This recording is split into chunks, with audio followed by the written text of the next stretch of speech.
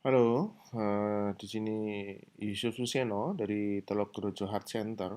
Kita akan membicarakan tentang elektrokardiografi dengan judul EKG itu gampang. Ada beberapa bagian, kita mulai dari bagian pertama. Judul yang aneh, saya kira EKG itu gampang, tetapi sebenarnya EKG itu singkatannya adalah kok gampang, bukan elektrokardiografi. No, it's just kidding. Tapi 99% sebenarnya EKG itu bisa kita baca. Walaupun memang ada beberapa yang agak sulit dan susah gitu ya, tetapi sebenarnya untuk EKG yang untuk sehari-hari itu sebenarnya tidaklah sangat sulit gitu. Gampang, kenapa? Karena ada caranya. Gitu. Beda kalau kita mau melakukan sesuatu, mencapai sesuatu nggak ada caranya, nggak tahu caranya, nah itu sulit. Tapi ada caranya. Dan caranya di sini kalau saya bagi menjadi 7 langkah untuk membaca EKG. Oke, so bagaimana 7 langkah untuk membaca EKG ini? Ya. Yang pertama, kita nanti akan belajar untuk membaca irama sinus atau bukan. Kalau bukan berarti irama apa. Dua, kita melihat rate-nya.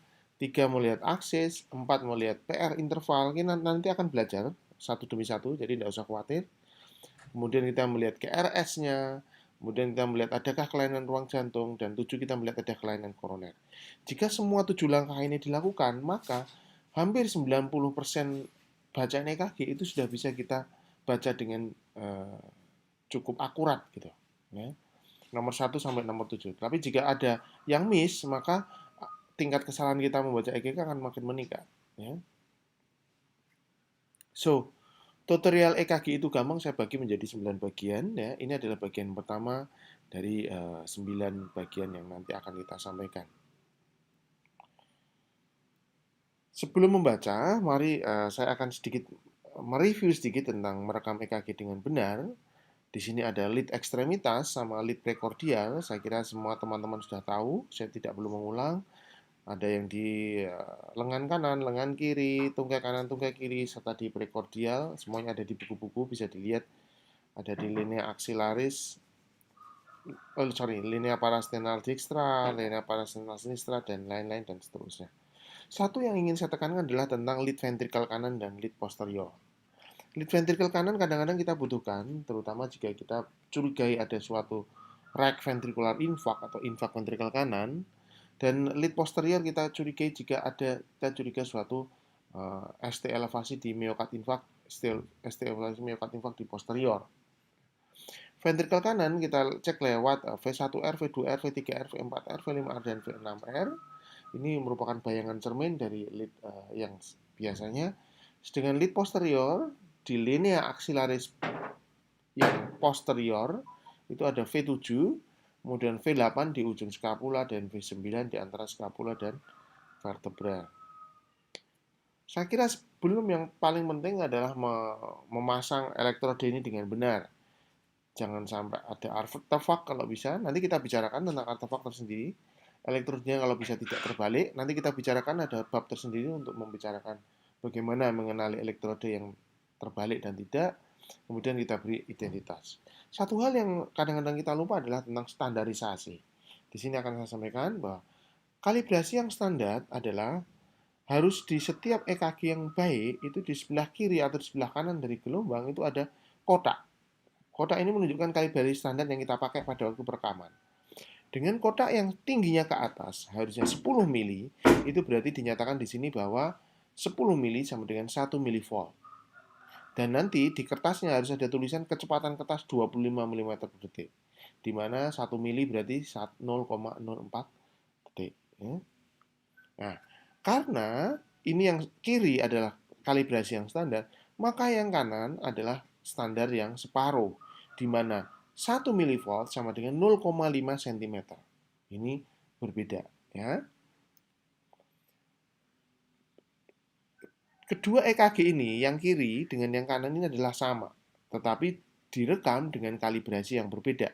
Yang kiri kalibrasi standar, maka yang kanan akan terlihat separuhnya karena kalibrasinya adalah kalibrasi yang separuh.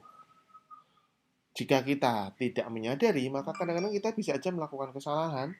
Kita anggap bahwa pasien ini dengan left ventricle hypertrophy gitu ya, karena ternyata perekamannya separuh gitu.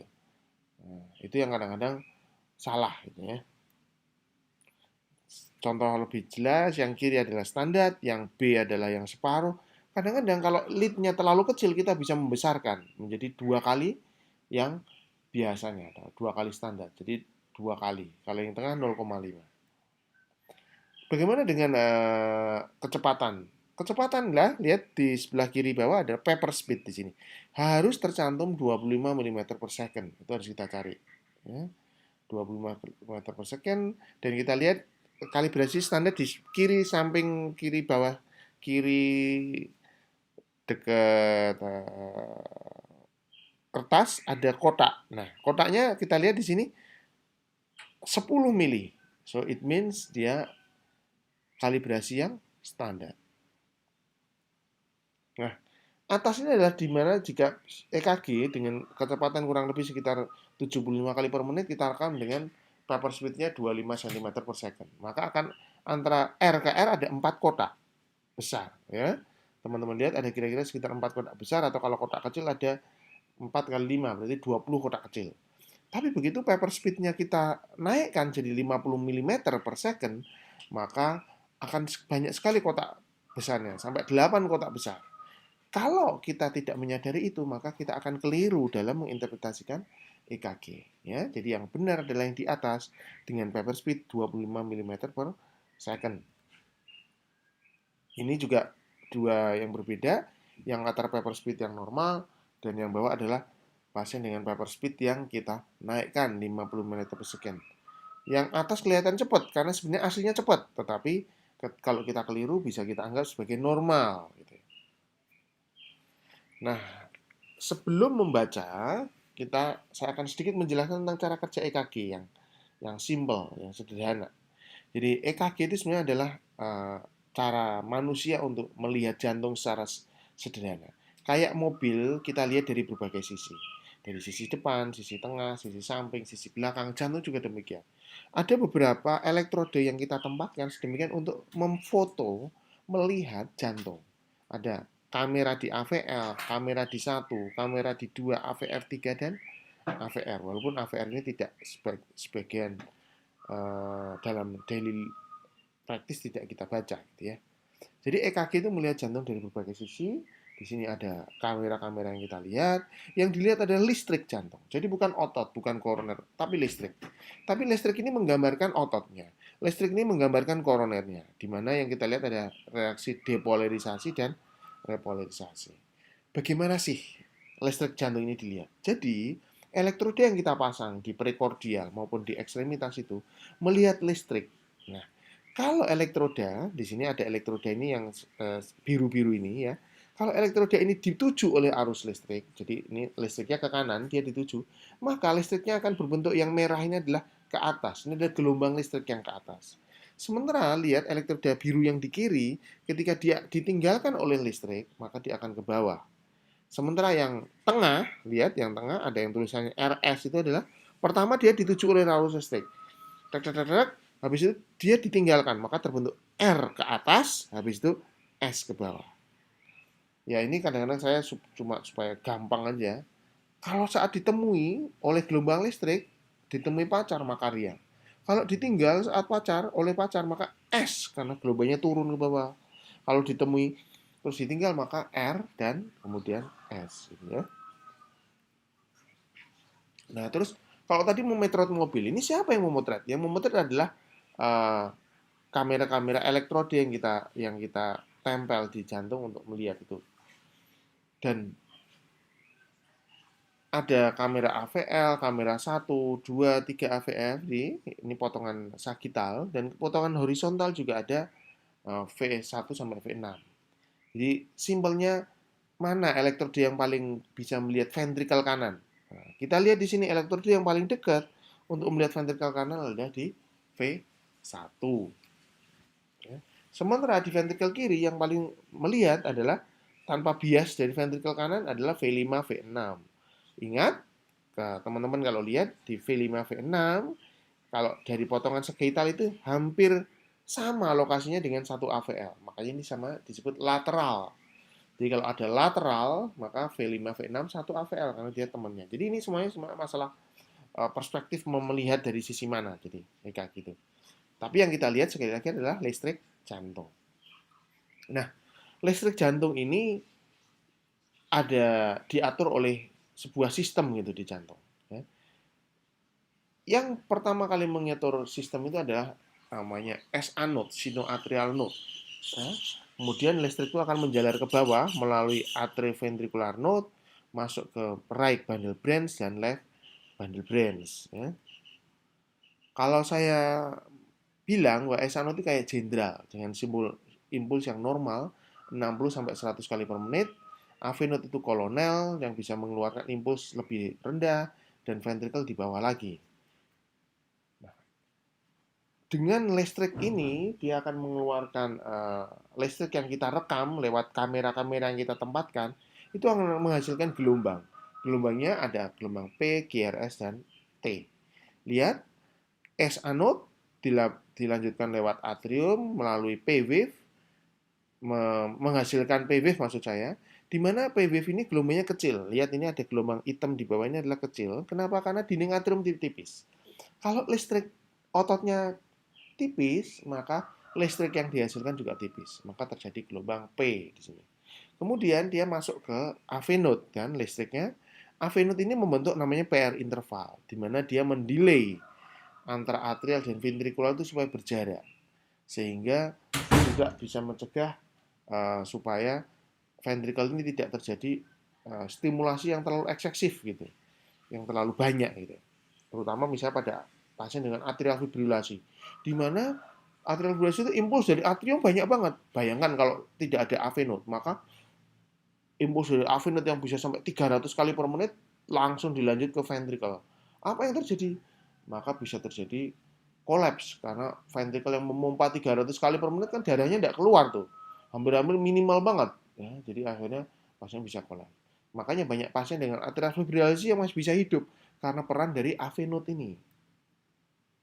Kemudian listrik berlanjut sampai ke otot left ventricle maupun right ventricle, di mana karena dia tebal, dia ketika dia berkontraksi, maka dia akan membentuk gelombang QRS yang relatif ukurannya lebih besar daripada gelombang P. Kemudian ventricle mengalami repolarisasi, terbentuk gelombang T. Nah, inilah asal muasal dari gelombang P, QRS, dan gelombang T. Ya, P, QRS, dan gelombang T. Nah, sebelum membaca EKG, teman-teman harus mengetahui EKG yang normal itu kayak apa sih? Kan lihat listrik jantung itu dilihat oleh kamera. Kameranya dari V1 sampai V6 ya. Kalau teman-teman lihat V1 itu melihat right ventricle sedikit, left ventricle juga bisa sedikit, V2 terutama ke left ventricle tapi dia tetap terpengaruh right ventricle. Kalau di V3, V4 ini septum, V5, V6 ini bagian ventricle yang paling tebal ya. Lihat di gambar di kanan ya. Dan memang pada kenyataannya dinding ventricle kanan ini lebih tipis dari ventricle kiri, sehingga akibatnya listrik akan menuju ke ventricle kiri karena dia lebih tebal. Jadi arus listrik itu arahnya adalah dari V1 menuju ke V2, V6, maaf. V1, V6.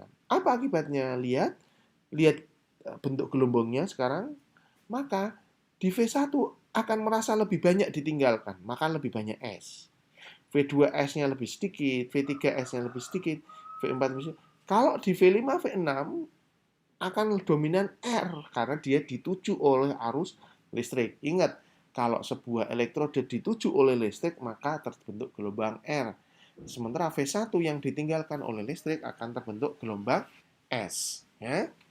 Jadi ini adalah sistem yang dipakai dalam perekaman EKG. Makanya pada V1, maka R-nya kecil, S-nya dalam. Di V6, maka R-nya tinggi. Bahkan kadang-kadang tidak ada gelombang S. Nah, bagaimana gelombang QRS normal? Kalau tadi di lead prekordial, maka ini lead di lead ekstremitas, di mana yang memfoto adalah kamera AVL 1, 2, AVF 3, dan kamera AVR. Kalau teman-teman lihat nih di gambar yang bawah, itu ada SA node, AV node, dan bundle branch. Maka arah dari listrik jantung, terutama mengarahnya adalah ke bawah kanan.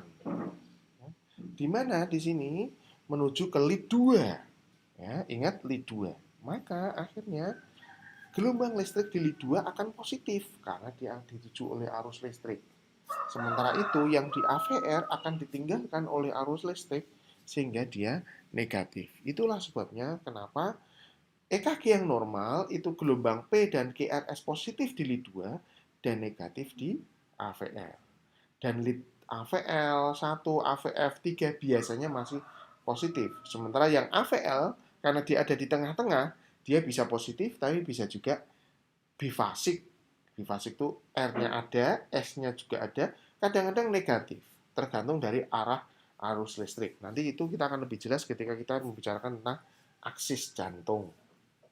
Nah, sementara kalau QRS yang normal di lead prekordial V1 sampai V6, ingat R kecil di V1, S dalam di V1, sementara di V6 R-nya akan lebih tinggi. Jadi ini adalah EKG yang normal. Menghasilkan, nah sekali lagi kita lihat gelombang V5, V6 lebih tinggi R-nya karena otot yang lebih tebal, di V1, V2 lebih tipis ototnya sehingga R-nya kecil, S-nya lebih dalam karena arus listrik menujunya adalah ke V5 ke V6. Lagi. Nah, inilah yang disebut akhirnya membentuk suatu gelombang EKG normal. Teman-teman lihat di V1 sampai V6 jelas R-nya kecil, S-nya dalam di V1, V6 yang normal, R-nya tinggi. Dan lead prekordial yang paling gampang melihat di lead 2 sama AVR. Lihat lead 2, R-nya ke atas, AVR lebih banyak S-nya ke bawah karena dia merasa ditinggalkan. Nah, jadi sebelum melangkah ke pembacaan EKG, saya kira dasar-dasar ini yang harus diketahui. Terima kasih, selamat bertemu kembali di EKG itu gampang bagian 2. Kalau ada pertanyaan silakan email ke alamat email berikut. Terima kasih.